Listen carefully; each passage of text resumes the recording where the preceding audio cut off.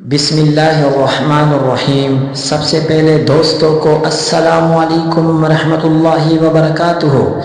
ملک Noman Islamic channel کی جانب سے سب دوستوں کو خوش آمدید۔ سلام کے بعد عرض کرتا چلوں کہ یہ چینل ملک نعمان اسلامک آپ تک اسلام سے جتنے بھی ریلیٹڈ اہم معلومات ہے آپ تک پہنچانے کی کوشش کرے گا، مگر جب ملک نعمان اسلامک جتنا بھی آپ کے لیے کوشش کرتا ہے تو آپ کو چاہیے کہ آپ بھی ملک نعمان اسلامک کے ساتھ تعاون کریں کہ جتنی بھی اسلامک ویڈیوز، نعت، تلاوت، مسنون دعائیں، احادیث مبارکہ اور اسلام سے ریلیٹڈ اہم معلومات آپ تک پہنچتی ہے تو آپ کو چاہیے کہ آپ ملک نعمان اسلامک کو سبسکرائب کریں، لائک بھی کریں اور دوستوں کے ساتھ شیئر بھی کریں۔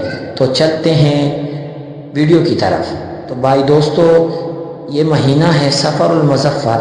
سفر المظفر کے مہینے میں اہم تاریخی واقعات کا مختصر ذکر کرتا چلوں۔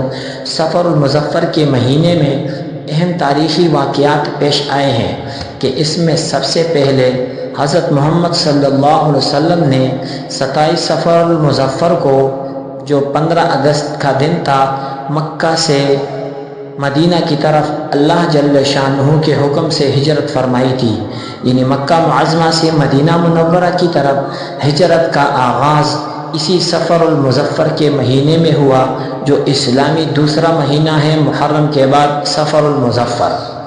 اسی طرح جہاد بالسیف کا باقاعدہ حکم ہوا 12 سفر المظفر کو کہ اللہ کی طرف سے جہاد بالسیف یعنی تلوار کے ذریعے سے جہاد کا باقاعدہ حکم ہوا۔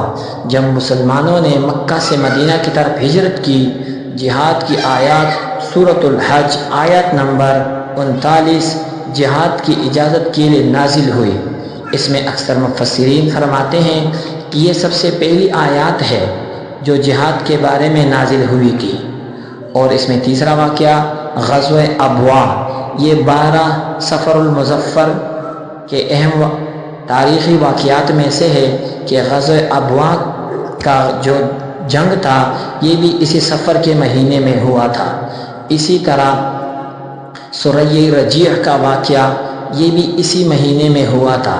اسی طرح حضرت خالد ابن ولید رضی اللہ تعالیٰ عنہ کا قبول اسلام بھی اسی مہینے میں ہوا تھا، یعنی حضرت خالد ابن ولید رضی اللہ تعالیٰ عنہ جس کو سیف اللہ کا لقب بھی دیا گیا ہے، یعنی اللہ جل شانہ کا تلوار، اس نے اسلام قبول کیا تو وہ مہینہ بھی اسلامی دوسرا مہینہ یعنی سفر المظفر تھا۔ اس میں حضرت خالد ابن ولید رضی اللہ تعالیٰ عنہ نے اسلام قبول کیا۔ اسی طرح حضرت عمر بن عاص رضی اللہ تعالیٰ عنہ کا قبول اسلام بھی اسی مہینے میں ہوا، یعنی 8 سفر المظفر 8 ہجری کو حضرت عمر بن عاص رضی اللہ تعالیٰ عنہ نے سفر المظفر میں اسلام قبول کیا تھا۔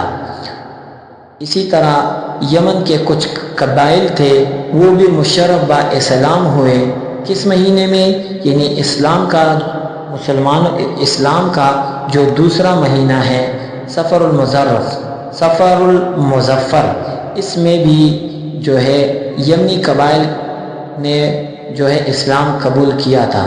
اسی طرح سریہ حضرت اسامہ ابن زید رضی اللہ عنہ، اور اسی طرح آپ صلی اللہ علیہ وسلم کے مرض الوفات کا آغاز بھی سفر المظفر کے مہینے میں ہوا تھا، اور آذربائیجان کو بھی اسی مہینے میں یعنی سفر المظفر کے مہینے میں آذربائیجان کو بھی فتح کیا تھا۔